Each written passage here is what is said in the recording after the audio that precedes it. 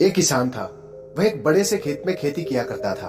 उस खेत के बीचों बीच पत्थर का एक हिस्सा जमीन से ऊपर निकला हुआ था, जिससे ठोकर खाकर वह कई बार गिर चुका था और न जाने कितनी बार उससे टकराकर उसके खेती के औजार भी टूट चुके थे।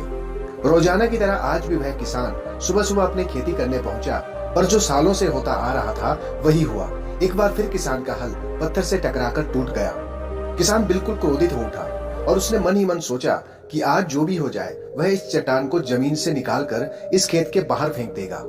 वह तुरंत भागा और गांव से 3-4 लोगों को बुला लाया और सभी को लेकर वह उस पत्थर के पास पहुंचा।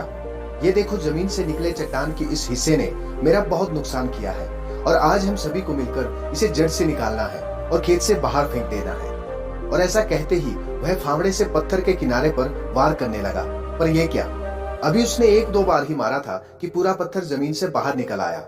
साथ खड़े लोग भी अचरज में पड़ गए और उन्हीं में से एक ने हंसते हुए पूछा, क्यों भाई, तुम तो कहते थे कि तुम्हारे खेत के बीच में एक बड़ी सी चट्टान दबी है, पर यह तो एक मामूली सा पत्थर निकला।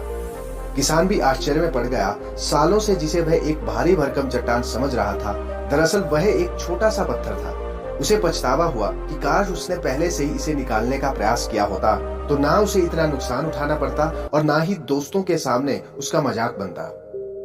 हमारे जीवन में आने वाली कुछ परेशानियां भी इस पत्थर की तरह होती है।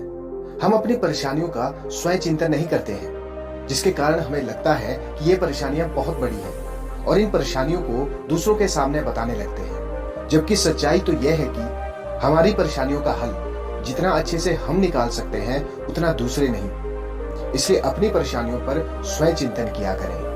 चिंतन से ही मुश्किलें हल होती है, चिंता से नहीं।